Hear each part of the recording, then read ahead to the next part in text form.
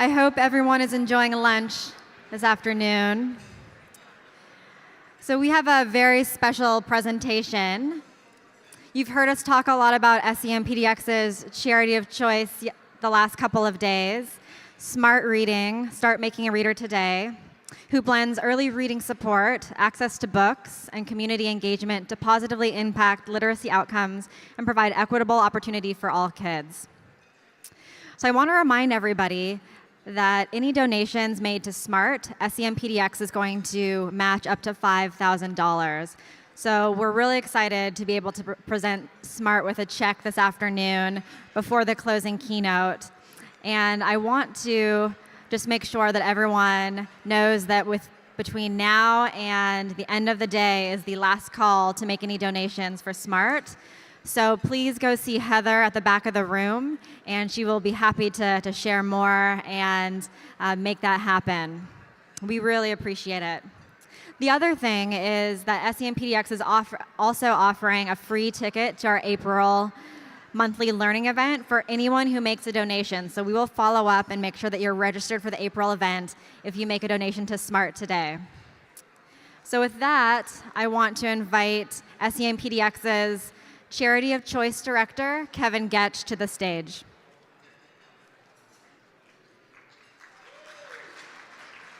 Everybody having a good time? All right, the food good? Thumbs up? Awesome, love it. So I get the honor of introducing Chris Otis. She's the Executive Director for our Charity of Choice, SMART, and Chris has a very in-depth, rich background of more than 20 years in the nonprofit leadership, and since she started at SMART, the children SMART serves nationwide has grown by 60%. And also revenue has grown by 78%. So this is someone who's very passionate about what they do and very involved. We're very lucky to have SMART as our charity of choice because it's such a near and dear thing to our heart as far as impacting children and making sure that children have the resources they need to become leaders. So with that, everybody please give a hand for Chris Otis.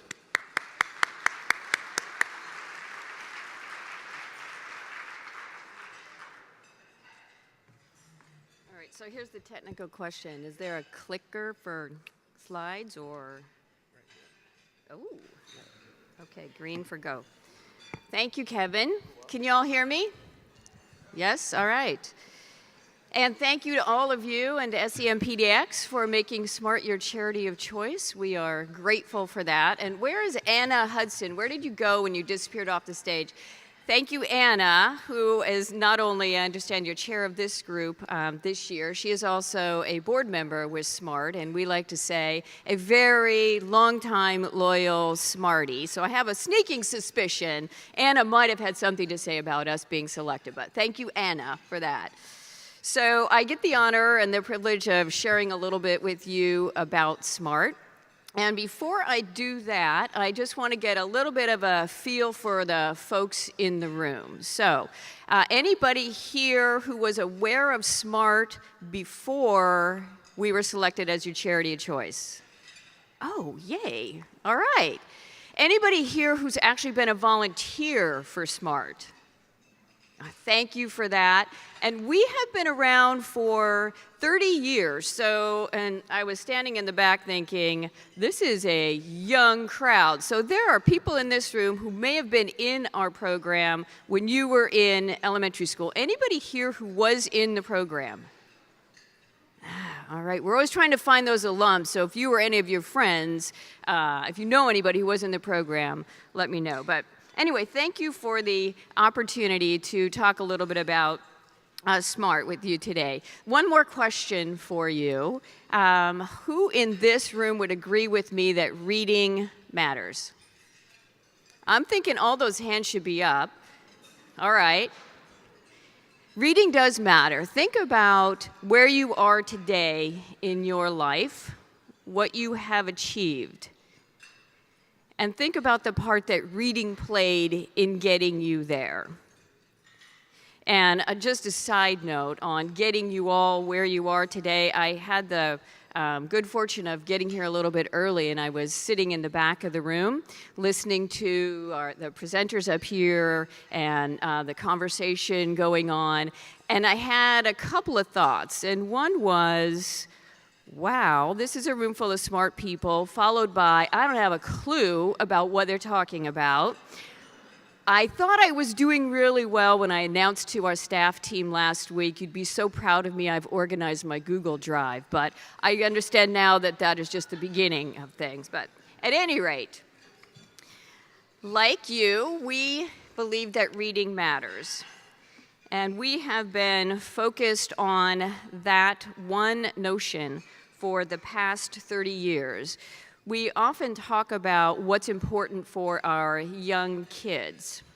And beyond being fed, having shelter, being safe, and having someone in their lives to take care of them, reading is one of the most critical things and one of the most critical gifts that we can offer our kids. Just as you think about where you are now and how reading has played a part in getting you here, imagine what it would be like if you struggled to read or you couldn't read.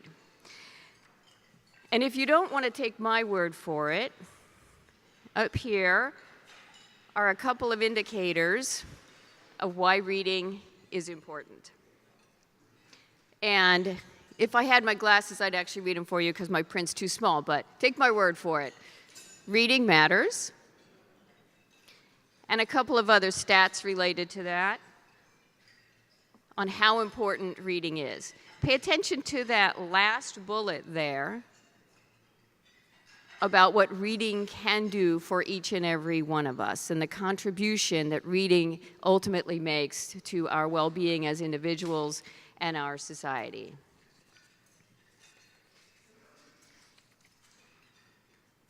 So, a little bit about SMART, what we do, and how we got started. So I mentioned we've been around for 30 years, and our program began basically in the hearts and minds of people like those of you in the room here, a group of business leaders who were concerned about the number of young students who were not reading successfully.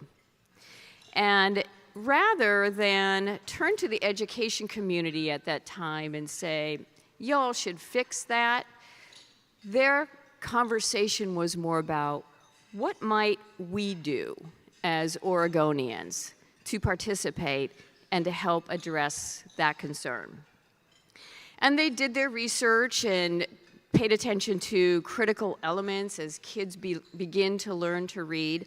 And they landed on two key things that we know to be huge contributors to what kind of start kids get at reading. And those are shared reading time and access to books. And out of that came this very simple model that we know today as SMART.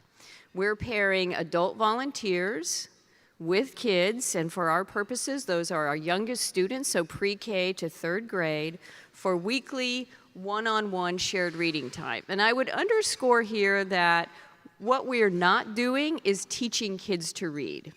What we're doing is providing an adult to be with them on a consistent basis, to simply share books, and to understand that books have stories, that books go this way, not this way, and to really expose our kids to a good, healthy, and what we want to be an enjoyable start to reading.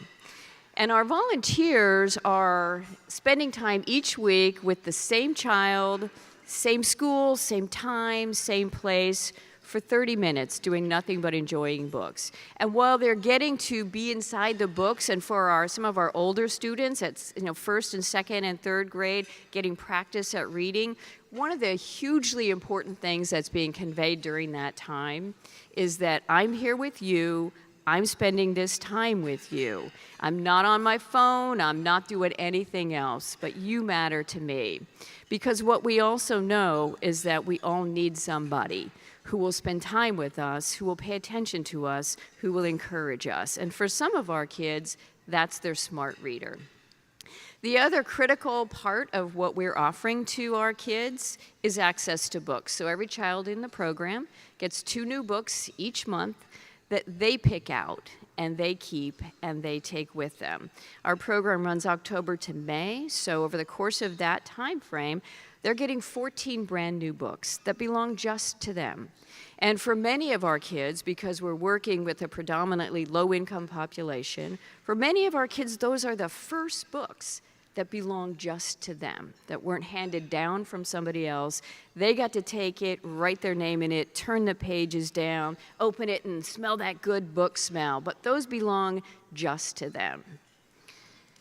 And we've stayed very true to this model and this commitment that we have in supporting kids in reading for the 30 years that we've been around, but we've also been very focused on how we continue to be relevant, how our education partners see us as a critical partner to them as they are in the curriculum side of supporting kids in reading, and we're coming alongside them and making this a joyous experience for our students.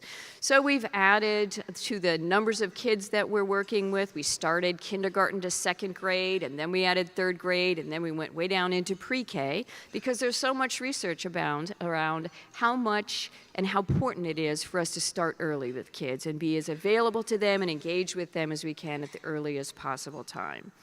We've moved from serving kids that are only identified by their teachers to be in the SMART program to serving entire classrooms of kids. And that's because principals have said to us, I want you to serve more kids in my school. So we may serve all the kindergartners in an entire school and all the pre-K students in an entire Head Start.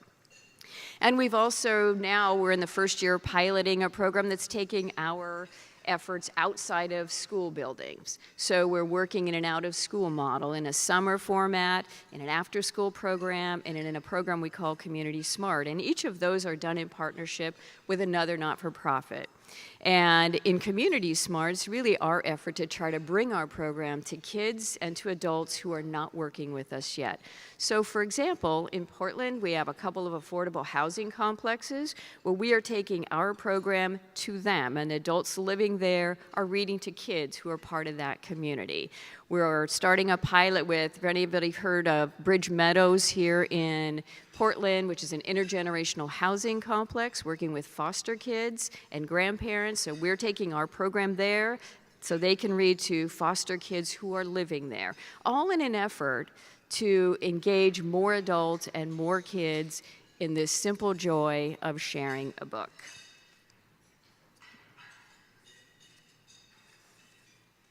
Wait, did I just go backwards? There we go. Technology, it's not my thing. And this year, we will serve 11,000 kids across the state of Oregon, in part because 5,000 volunteers stepped up and said, I want to be engaged with you. To give you a little perspective on what that's looked like historically, we started with 8 sites, 4 of them here in Portland, 4 of them in Central Oregon, and about 500 kids. And today, there are 300 sites across the state where these 5,000 volunteers are going in every week to spend time with those 11,000 kids. And this will give you a little sense of where we are. So as you might imagine, our population huddles around the I-5 corridor, so we're certainly heavier there, but we are in 27 of the 36 counties. And it's our friends usually off to the way east and southeast of this state who are the hardest to serve, but we are certainly interested in serving them. In fact, as we talk about our program and we think about where we're going, we are focused on a couple of things. Do we know that this program is working? So, and it's the question we get from a lot of people. What are the proof points of what you're doing? And we gather a lot of data in our program, and from teachers who are taking a look at each student who was in the program to say what's happened with this child over the course of the year. And over 95% of this, the teachers are reporting that 95% of the students have shown marked gains in attributes related to early reading. We hear similar information back from parents around as we survey them at the end of the year who say, yes, my child has shown marked improvement and my child is really excited about reading books now. And when you think about it, that excitement factor, in some ways, you go, well, okay, is that hard enough data? Does that matter? But the reality is, if you think about something that you really like to do, chances are you do it often. And the more often you do it, the better you get. So we want our kids to be excited about reading because that means they're going to do it more often. So what's next for SMART? We've done a lot of work over the last 30 years. I've shared with you where we are, but we're not stopping there. So we have identified across the state another 95 sites that we would like to serve. And they are, according to the criteria that we're looking at, high-risk schools, like the schools and sites that we're already serving. Another 95 sites that we'd like to be in the next 5 to 7 years. And that'll bring our student population that we're serving up to about 14,000. It will also, for the first time in our history, allow us to be able to say, we're serving all of this state's highest need schools and students. And I had a staff member who said to me, wow, that seems pretty lofty. You think we can do that?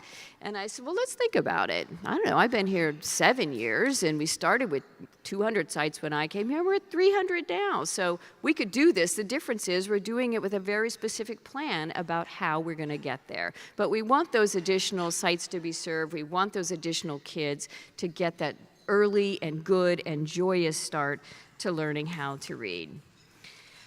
And of course, there are a couple of things that will help us get there. And this is the question you're all wanting to ask. What might I do to help you get there? So there are two things that power this organization. And they are people, first and foremost. They are the volunteers who raise their hand and say, I'm interested in joining you. In the course of our history, we've had almost 140,000 Oregonians step up and say, pick me because it matters to me what happens to kids in our state. And think about that mobilization that's happening there, this great community of engaged participants that we're creating when you step into that opportunity. So the people are important, and the other critical factor are the dollars and the resources that make it happen. So opportunities like this one that you have presented to us to be your charity of choice make a big difference to us. Opportunities to simply share what we're doing with a room full of people is a huge difference maker. So thank you for including us in your conference, in your thoughts this last 12 months, I think it is. And we would love to see you become part of the SMART family. So I welcome all of you to visit that table that's tucked behind that PDX sign there in the back and say, yes, pick me, I want to be in. Thank you.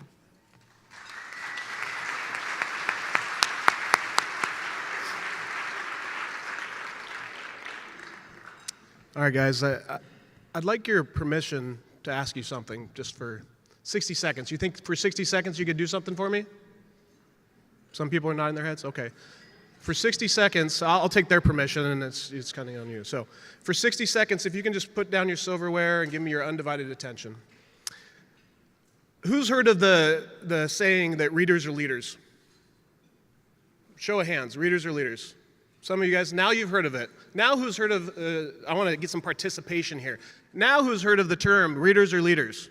Everybody should raise their hand unless you weren't listening the first time. I'm going to share with you guys a quick little story that I want to drive home because this is so important, and it's an honor to be able to have an impact in other people's lives. And you guys have that opportunity today. So when I was younger, I went camping with a good friend of mine, and he had this amazing grandfather. His grandfather always told us the best stories. And we were sitting by the campfire one night, and his grandfather went on, started telling us one of these stories, and he said, a fight is happening inside of me. He said, it's a terrible fight. It's between two wolves. One is evil. He has anger, envy, regret, arrogance, self-pity, resentment, superiority, and ego. He continued, he said, the other one is good.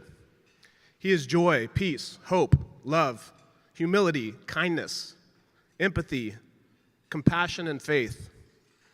He said, the same fight is going on inside you, both of you, and inside everyone else too. We sat there for a few seconds, and my friend asked him, he says, well, how do we know which wolf is going to win? And he simply replied, the one you feed.